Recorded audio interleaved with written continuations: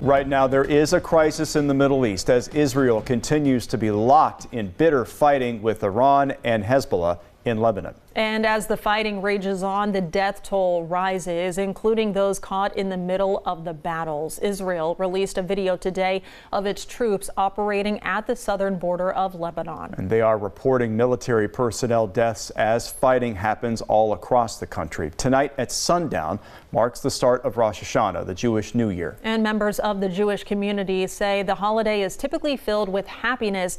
This year, though, they say every prayer and tradition will be filled with a touch of sadness due to the ongoing fighting. We thank you for joining us for NBC4 at 5. I'm Jennifer Bullock. I'm Jared Smalley. NBC4's Anna Hoffman spoke with a local rabbi. And Anna, they say they were going to have heightened security for the holidays, right? Yeah, Jared, the rabbi at Congregation Tifereth Israel says security is always something that they take seriously, but especially during the high holy days because they're known to be the busiest days of the year.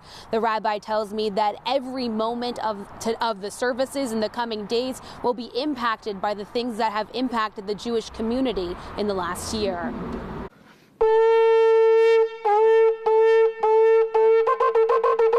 That's the sound of the shofar. It acts as a symbol in the Jewish religion that the new year is here. One of the things that we say at this time of year is to say Shana Tova, which means a good year.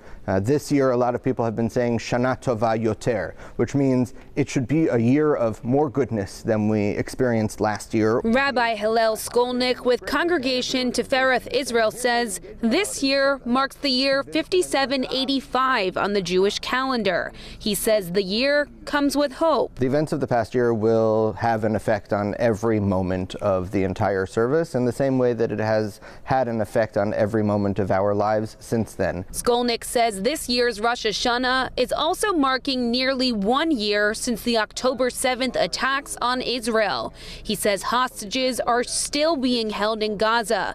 The congregation is honoring them with this table at their front entrance. Everyone in the congregation either knows someone or knows someone who was in that way even more directly affected by the attacks of October 7th and also in the war that has followed. The rabbi says this week's most recent attack on Israel by Iran takes a toll as well. Skolnick says they will have security guards on site out of precaution.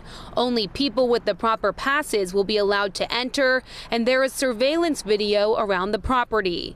He says even with the heaviness surrounding the holiday, he looks forward to seeing familiar faces and hopes this year brings good health, happiness, and peace. I hope the hostages are able to be returned to the loving embrace of their families speedily and in as much goodness as can be, and that all those who desire to live in peace with their neighbors should be given the opportunity to do so.